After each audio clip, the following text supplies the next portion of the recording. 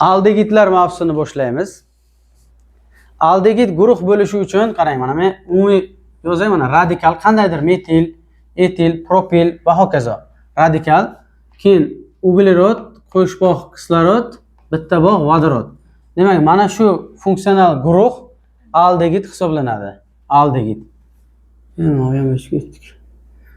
Ya'ni qarang, mana chiziqcha SOH. Mana. Endi hozir darsligimizda okso birikmalar deganmi?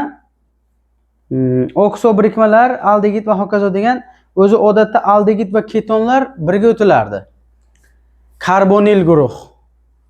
Xo'sh, mana aldegid guruh qandaydir radikal kelish kerak yoki umumiy holati yana qanday yozsangiz bo'ladi aldegidlarni.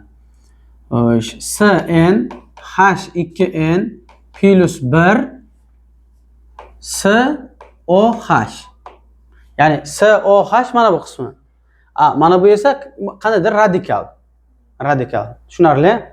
Odatda umumiy formula yozayotgan payti bitta uglerodni chiqarib olib umumiy formula yozish qulayroq.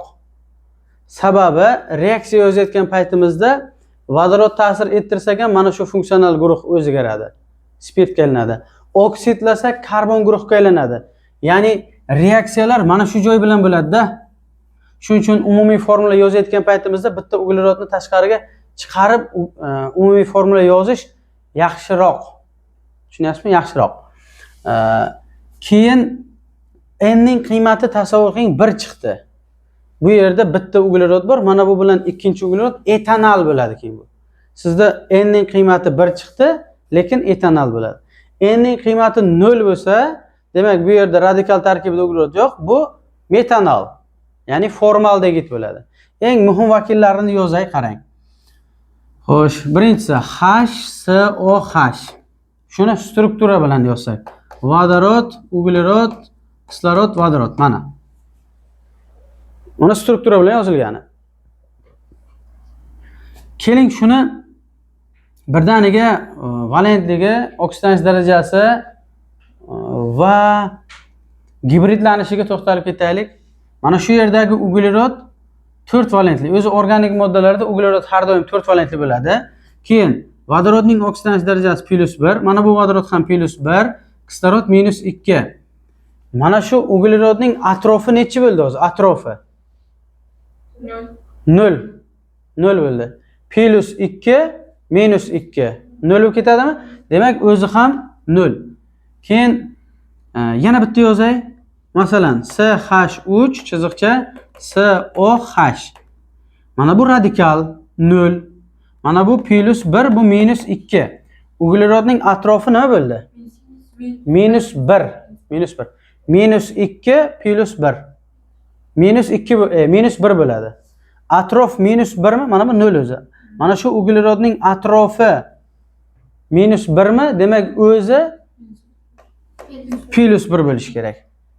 Molekula 0 bo'lishi kerak-ku. Yig'inda 0 bo'lishi kerak. Endi mana +1, +1, +2, -2 molekula 0 bo'lib ketadi. Demak, aldegid guruhdagi uglerodning oksidlanish darajasi 0 mi, +1 mi? 0. Formaldegidda 0, qolgan aldegidlarda +1. Tushunyapsizmi?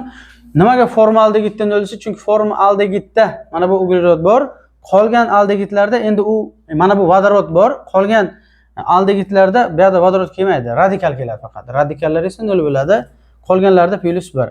Valentligi 4 dedik. Gibridlanishi Abdurahmonbekjon. Bu yoqqa ko'zingizni ochib turgan holatda. Bu yoqqa.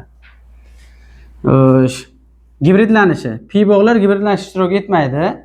Mana bu bittasi S, P, P.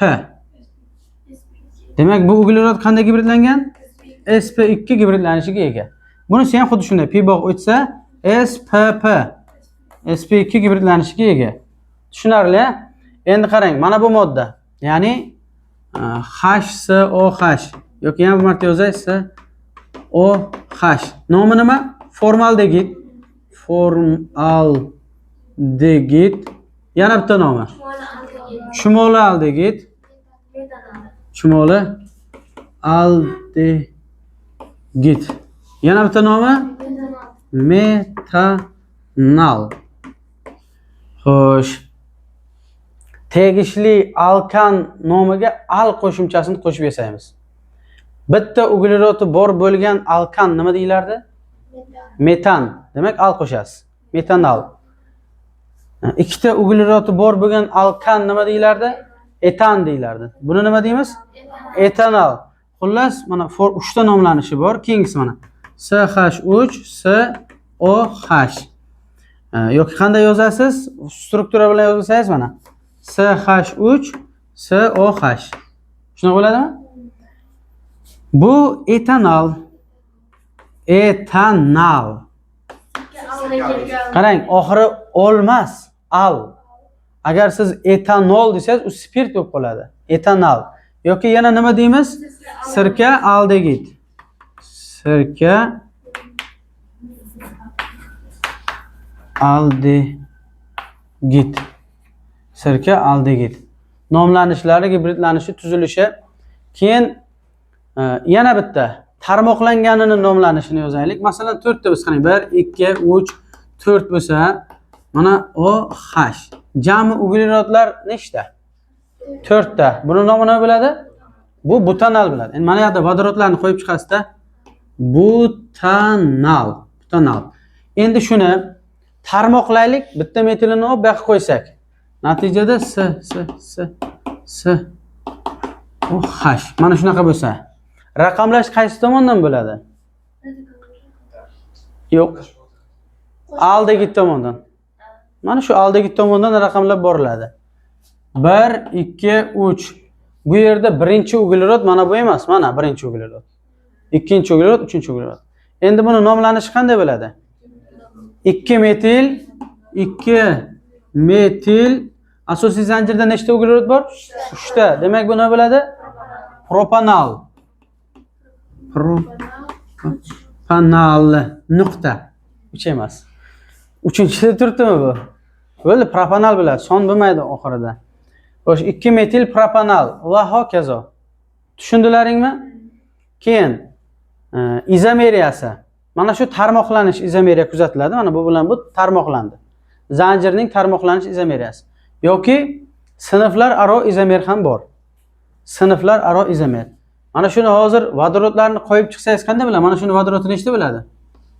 3 ta. Buni vodorodi 2 ta. Buniki 2 ta. Bu yo'q. To'g'rimi? Endi qarang, buni sinflar aro bitta izomerni yozaman. Aldegidlar ketonlar bilan sinflar aro izomer hisoblanadi. Ketonlar bilan sinflar aro izomer hisoblanadi. Umumiy formulasini mana bu ko'rinishda yozsa bo'ladi. Mana bu ko'rinishda yozsa bo'ladi. Yana bitta umumiy formula yozay, qarang. CnH2NO. Bu bitta uglerodni tashqariga chiqarmay yozilishi mana shu. Ba'zi masalalarda mana bu formuladan foydalanish qulayroq. Masalan, noma'lum aldegid yonganda deb boshlanadigan masalalar. Noma'lum aldegid yonganda bo'lsa, mana bitta uglerod chiqarib olib umumiy formula bilan yondirishingizdan ko'ra, yig'ib yozilganini yondirish qulayroq. Reaksiyani tenglashtirish ham qulayroq. Karbonat angidrid chiqadi-da, karbonat angidrid oldiga nechib qo'yasiz keyin? Buni yondirsangiz N qo'yasiz, N ta bor. Buni yondirsangiz N + 1 qo'yishingizga to'g'ri keladi. Tushunyapsizmi? Demak, mana bu holatda yozsangiz ham bo'ladi. Tekshirib ko'ring, to'g'ri keladimi yo'qmi? Masalan, mana shu etanolda nechta uglerod bor? 2 ta. Vodorod 2 barobar ko'p bo'lish kerakmi? 4 ta bo'lish kerak. Bormi 4 ta? 4. Kislorod esa bitta. Shu to'g'ri keladi. Xo'sh, endi sinflar aro izomer ketonlar bilan sinflar aro izomer hisoblanadi. Ketonlarni keyingi darsda o'tamiz. Bugun aldegid o'tyapmiz. Ketonlarni funksional guruhi qanday bo'ladi? R1, R2. Ya'ni radikallar bir xil bo'lishi ham mumkin, har xil bo'lishi ham mumkin. Masalan, metil bo'lishi ham mumkin yoki metil bo'lishi ham mumkin, farqi yo'q. Shunaqa holatda bo'ladi. Endi tasavvur qiling mana. CH3 SO2 CH3. Mana shu keton. Ketonda oxirida on qo'shimchasi qo'shiladi. On. Ya'ni 4 tami bu? Butanon. Ya'ni 4 ta bo'lsa butan bo'lish kerak. Butan so'ziga on so'zini qo'shamiz. Butanon 2 deyish shart emas, chunki butanon 3 yo'q bu dunyoda. Xo'sh, butanon. Ko'ringchi, mana buni uglerod va vodorodlar soniga buniki to'g'ri keladimi yo'qmi? Bu ham 4 talik aldegid, bu 4 talik keton. Uglerod 4 ta, 4 ta. Vodorod 3, 5, 7, 8 ta. 3, 6, 8 ta. Kislorod bitta. To'g'ri kelyapti. Yig'ib yozsangiz atomlar soni ikkalasida ham S4H8O. Bunda ham. Ya'ni bu sinflararo izomer. Ne bo'ldi hozir? Aldegidlar tarmoqlanish izomeriya bor, keyin sinflararo ketonlar bilan izomer. Tushundilaringmi? Biz ketonlar nomlanishini hozir endi qisqacha aytdim-ku, keyingi dars batafsil to'xtalamiz ketonlar mavzusiga. Aldegidlarning tuzilishi, izomeriyasi va nomlanishi tushunarlimi? Tushunlaringmi? Endi olinishiga o'tamiz. Reaksiyalariga doskadagini tez yozib olinglar, keyin olinishiga o'tamiz. Endi olinishiga e'tibor beramiz. Olinish reaksiyalari. Birinchisi, birlamchi spirtlar oksidlanganda aldegid olinadi. Birlamchi spirt deb nimaga aytiladi? Birlamchi spirt deb, masalan, mana uglerodlar yozilgan bo'lsa, mana bitta uglerod bilan bog'langan uglerod birlamchi uglerod bo'ladi. Mana ikkita uglerod bilan bog'langan. Qarang, mana shu uglerod ikkita, chap tomonida bitta, o'ng tomonda bitta uglerodi bor mana. Bu ikkilamchi. Mana bu uchlamchi uglerod. 3 ta uglerod bilan bog'langan uchlamchi uglerod. Mana bu esa to'rtlamchi uglerod hisoblanadi. To'g'rimi? Birlamchi uglerodda OH turgan bo'lsa, demak bu birlamchi spirt. Agar bunday emasda ikkilamchi uglerodda OH turgan bo'lsa, bu ikkilamchi spirt. Agar bunday emasda mana uchlamchi uglerodga OH turgan bo'lsa, bu uchlamchi spirt bo'lardi. To'rtlamchi spirt yo'q. Chunki o'zining atrofida 4 ta uglerodi bor, hamma valentliklar band bo'lgan. Birlamchi spirtlar oksidlanganda aldegid chiqadi. Masalan, birlamchi spirt CH3OH. Bu qanday spirt edi bu? Metanol yoki metil spirt deyiladi. Shuni mis oksid bilan oksidlasak, bitta uglerodi bor bo'lgan spirt edimi bu? Bitta uglerodi bor bo'lgan spirt edi. Bitta uglerodi bor bo'lgan aldegid hosil bo'ladi. Ya'ni HCOH plus mis plus suv. Mana. Reaksiya teng. Vodorodlar 4 ta, bu yerda ham mana 2 ta, 2 ta, 4 ta. Kislorod bitta, kislorod 2 ta, bu yerda ham mana 2 ta. Mis bitta. Reaksiya teng. Metanoldan metanal hosil bo'ladi. Tushundilaringmi? Birlamchi spirtlardan yana biri, masalan, CH3 CH2OH. Bu qanday spirt? Etanol yoki etil spirt. Etanol, etil spirt.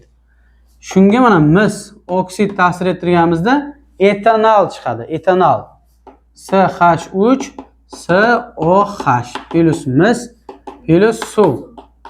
Ko'ringda shu reaksiya tengmi? 6 4 6 teng bo'ldi.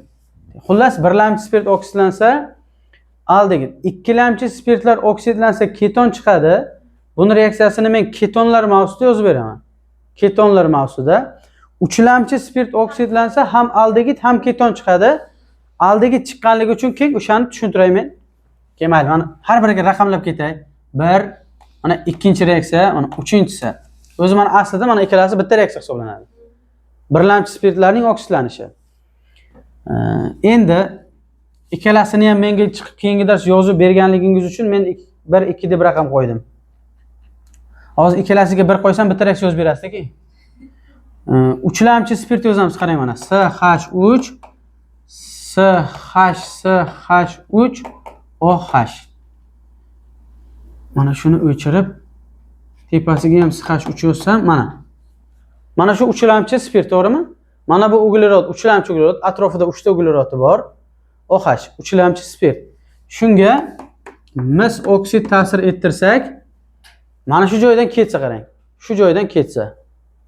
1 2 3, mana shu 3 ta ugleroddan keton hosil bo'ladi. CH3CH3O. Keton plus mana bu bitta ugleroddan aldegid hosil bo'ladi. Ya'ni HCOH formaligi plus mis plus suv. Mana. O'ng tomonda kislorodlar qarang. 1 2 3 ta kislorod bo'ldimi? Chap tomonda 3 ta yo'q, lekin 2 ta. Mana shunga 2 qo'ysak, kislorodlar ana 3 ta bo'ldi. Lekin mis 2 ta bo'lib qoldi. Mana misni oldiga 2 qo'yamiz. Endi chap tomondagi vodorodlarni sanaymiz.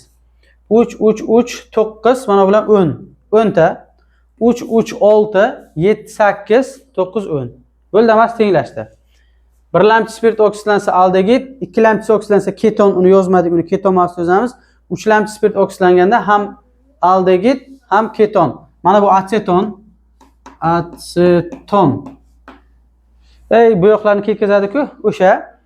Keyin yoki dimetil keton desa ham bo'ladi. Mana dimetil keton guruh mana. Aseton, dimetil keton yoki uglerodi nechta buni? 3 ta. 3 ta uglerodi bor alkan nima deyiladi? Propan. Ketonga qaysi qo'shimcha qo'shiladi? Propanon 2 deyish shart emas, chunki propanon 1 yo'q. Propanon desangiz bo'ladi, aseton desangiz bo'ladi, dimetil keton desangiz bo'ladi buni. Keyin mana formaldegid, metanal, chumolaldegid. Uni yozdik.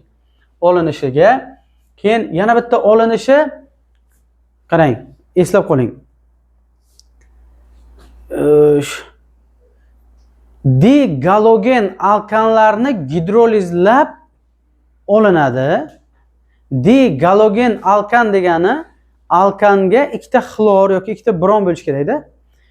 Ikkita xlori bor, ikkita bromi bor alkanga natriy gidroksid ta'sir ettirish yo'li bilan olinadi. Faqat o'sha ikkita galogen chekkada turgan bo'lish kerak. Eng chekkadagi uglerodda bo'lish kerak. Ya'ni birinchi uglerodda turgan bo'lish kerak. Agar u ikkinchi uglerodda, ya'ni oraliq uglerodlarda turgan bo'lsa, undan oldiga chiqmaydi. Undan nima chiqadi? Undan keton chiqadi. Undan keton chiqadi. Masalan, 4-inchisi digalogen alkan. CH3, CH2, CH xlor mana. Digalogen alkan. Tushunyapsizmi? Unga natriy gidroksid ta'sir etsak masalan. Natriy gidroksid. Xo'sh, keyin men reaksiya mexanizmini tushuntiray. Masala ishlatgan paytimizda oraliq mahsulot bizga kerak emas. Masala ishlatgan paytimizda oraliq mahsulot 1 sekundda, 0,1 sekundda bir hosil bo'lib oladigan narsalar bizga o'zi kerak emas.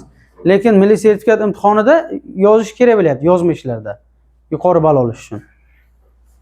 Galogen joylashgan joyga OH birga qarang mana. Natriy bilan xlor, natriy xlor hosil qiladi. Xlor ketib o'rniga OH keladi. Shu ish 2 marta bo'ladi. Chunki ikkita xlor bor-ku bu yerda. Yana natriy bilan xlor, natriy xlor hosil qiladi. Ketgan xlor o'rniga OH keladi. Reaksiya natijasida CH3, CH2,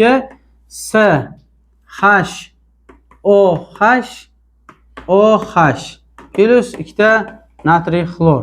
Ko'ryapsiz? Endi mana shu qayta guruhlanadi. Mana bu modda oraliq mahsulot, shuning uchun turibcha qavsga olinadi va qayta guruhlanadi.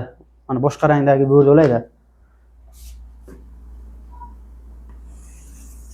Mana shu nima shu? Suv ko'ryapsizmi? Shundan suv chiqib ketadi. Tikroq turinglar. O tikib qo'yaman sulayotganlaringni. Mana CH3, CH2. Mana CH ko'ryapsizmi? Keyin mana shuni mana C bog' bilan yozing, H mana. Shu CH. Bitta kislorod qoladi. Bitta kislorod. Mana bu yerdan uzilgan bog' bilan mana bu yerdan uzilgan bog' mana bu yerda tutashadi. Natijada qo'shbog' kislorod bilan mana. Aldegid plus yo'q deb shu moddani o'zini yozishim kerak edi birinchi.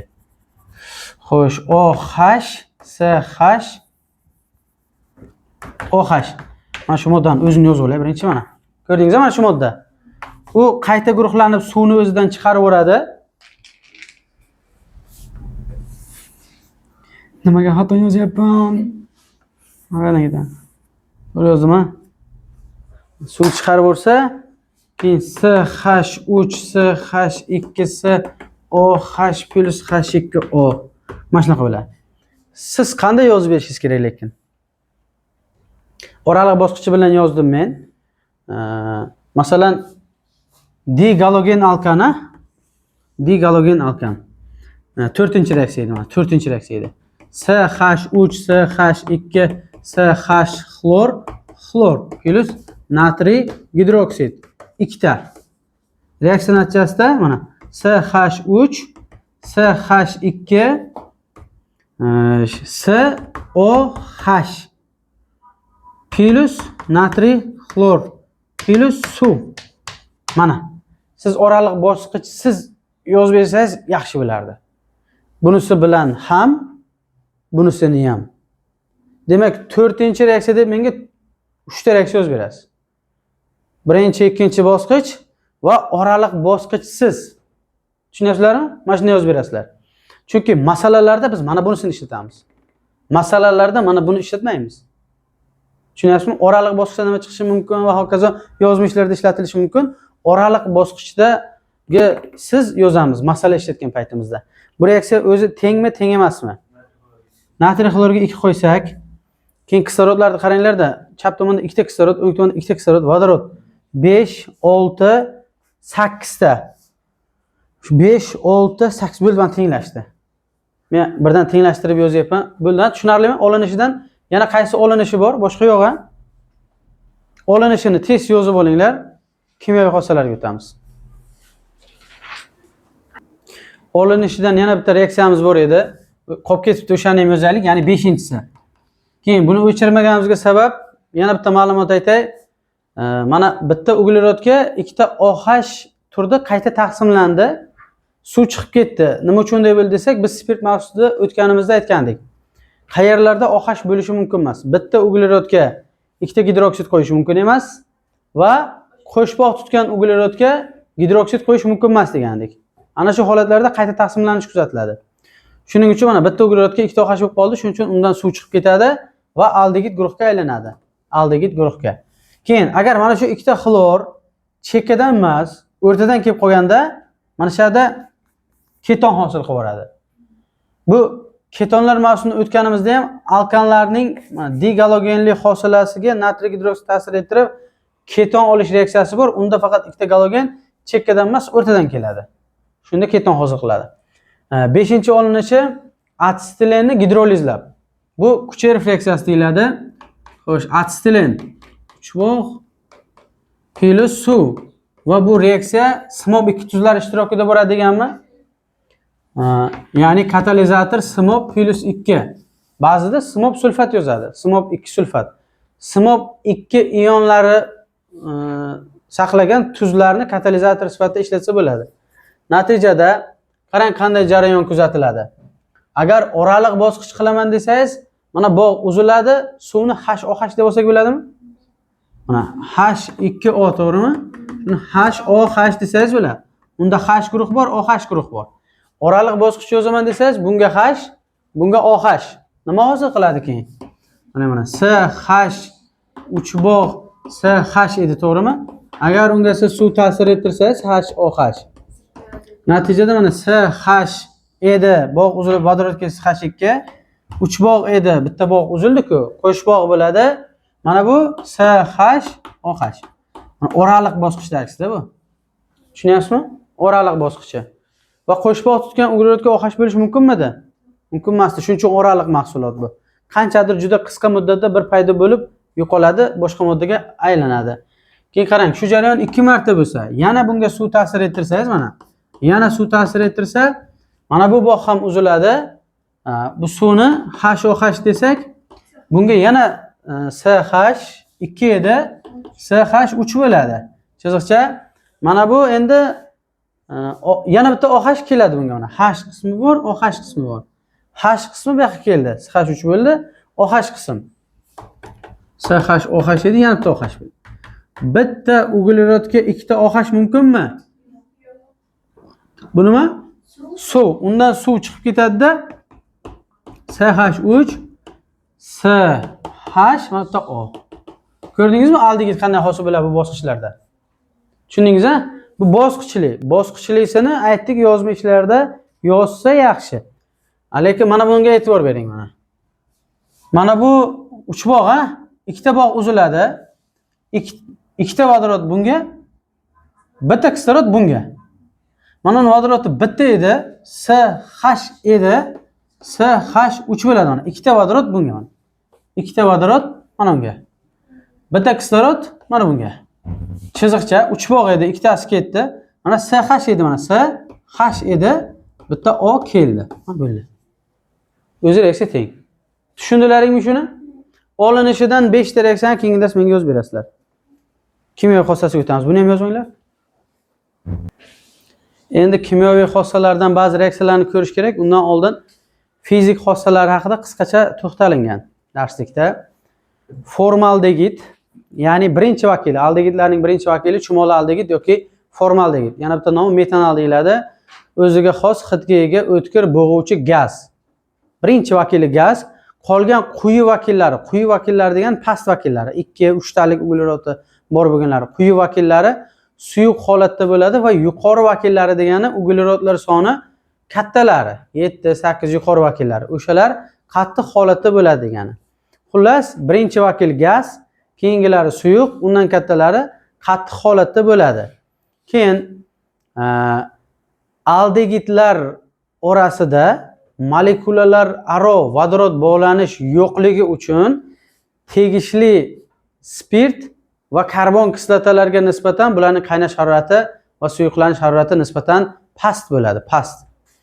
Vodorod bog'lanish bor bo'lgan moddalarning qaynashi qiyin. Chunki uning vodorod bog'ini uzish uchun ham energiya kerak-da. Vodorod bog'lanish, molekulalar aro vodorod bog'lanish spirtlarda, karbon kislotalarda borligi uchun qaynash harorati yuqori, aldegidlarda esa shu molekulalar aro vodorod bog'lanishi yo'qligi uchun qaynash harorati pastroq bo'ladi. Masalan, ikkita uglerodi bor bo'lgan aldegid etanol, ikkita uglerodi bor bo'lgan spirt etanol. Spirtning qaynash harorati yuqoriroq chunki molekulalar aro vodorod bog'lanishi bor. Etanolning qaynash harorati pastroq chunki uning molekulalar aro vodorod bog'lanishi yo'q. Tushunarlimi? Xo'sh, keyin organik moddalarda yaxshi eriydi aldegidlar. Kimyoviy xossalariga keladigan bo'lsak, aldegidlar vodorod bilan ta'sirlashganda, ya'ni vodorod bilan qaytarilganda eshik yo'qda. Tegishli spirtlarni, ya'ni birlamchi spirtlarni hosil qiladi.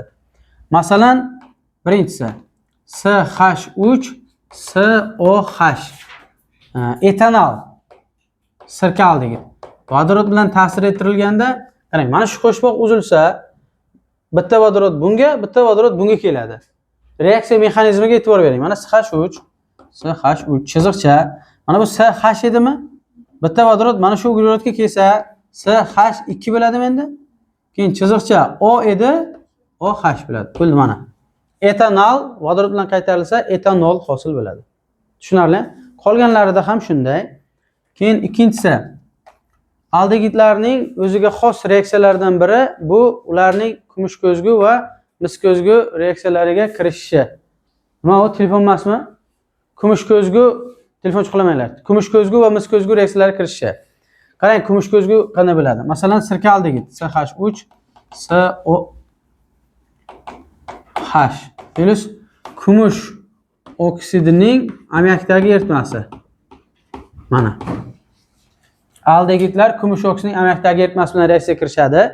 Reaksiya natijasida qarang. Mana shu joyga, mana shu O keladi mana kislorod. Mana shu joyga keladi. Ikkita kumush cho'kma bo'lib tushadi. Natijada mana bu modda mana. CH3 SOOH tegishli karbon kislota hosil bo'ladi. Mana bu karbon kislota. Plus ikkita kumush cho'kmaga tushadi. Mana shu reaksiya nima deyiladi? Kumush ko'zgu reaksiyasi deyiladi. Kumush ko'zgu reaksiyasi. Nimaga kumush ko'zgu reaksiyasi? Idish ichida olib boriladi. Idishning ichida kumush ajralib chiqib, idish devoriga sachrab yopishib qoladi. Shisha idishning ichki tomoni kumush bilan qoplangandan keyin shishaning tashqi tomoni ko'zgudagi aksini ko'rsatib boshlaydi. Shuning uchun kumush ko'zgu reaksiyasi deyiladi. Xuddi shunday reaksiyalardan yana biri mis ko'zgu reaksiyasi. Uchinchisi aldegid. Men endi sirka aldegid misolida tushuntiryapman. Agar masalan qarayman, CH3 propanol misolida ham tushuntirish muammo emas. Mana. Chunki reaksiya faqat mana shu joy bilan bo'ladi. Bu joyni yozib olaysiz o'zingiz. Mis 2 gidroksid bilan ta'sirlashadi. Bu yerda ranglarni yodlash juda muhim. Mana bu ko'k rangli modda. Ko'k yoki havo rang deyiladi. Xo'sh, bunda ham karbon kislota hosil bo'ladi. CH3 CH2 SOOH plus mis 1 gidroksid cho'kma plus suv. Keyin mis 1 gidroksidni rangini qanday degan bizga? Sariq deganmi? Sariq degani sariq rangli bo'ladi. Sariq. Agar qizdirish davom ettirilsa qizil rangga o'tadi deganmi? Ya'ni o'sha hosil bo'lgan mis 1 gidroksid ko'ringlarda reaksiya tengmi yo'qmi? Bitta kislorod bor kelsa. Kislorod 2 ta, a? Mis 2 ta.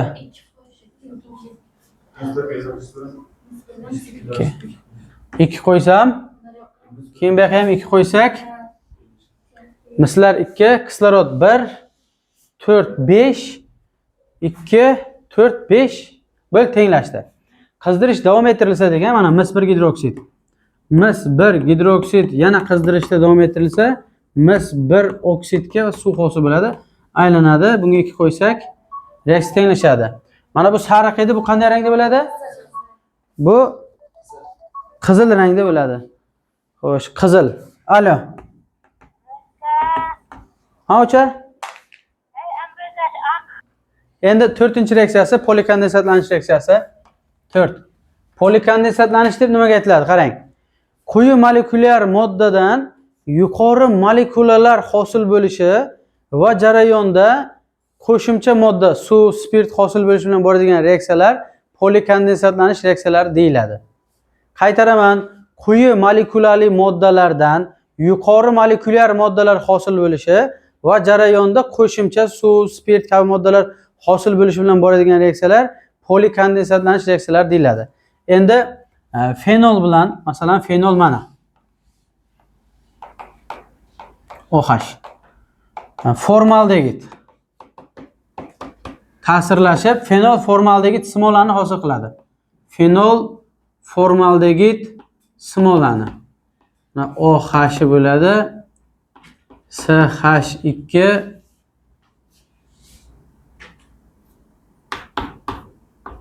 OH CH2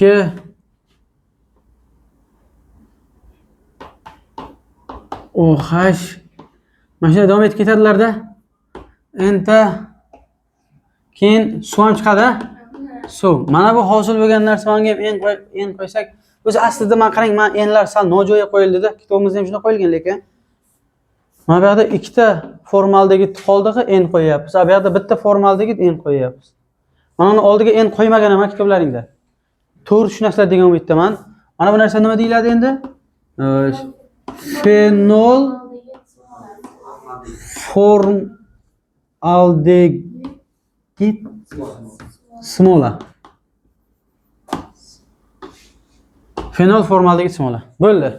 Keyin yana bir reaksiyasi bor edi, endi kitobimizda berilgan ham. Bular ham organik modda tarkibida uglerod, vodorod, kislorodi bor, to'g'rimi? Yonganda nima hosil bo'ladi? Keyin shu 5-chi qilib yozib qo'yaman ham. CH3, CH2, COH. Men propanol misolida. Yonganda karbonat angidrid bilan suv hosil qiladi. Reaksiyani kerak bo'lgan payt tenglashtirib olsalaring bo'ladi. Kerak bo'lgan payt. Tushunarli? Yonganda karbonat angidrid suv hosil bo'ladi. Kimyoviy hosilalari ham shundan iborat edi. Buni ham yozib olinglar. Yodlaysizlar. Nechta reaksiya bo'ldi? Olinishidan nechta bo'ldi? 5 ta 10 ta, yana qo'shimcha 2 ta oraliq bosqich 12 ta reaksiya yodlab berasizlar menga.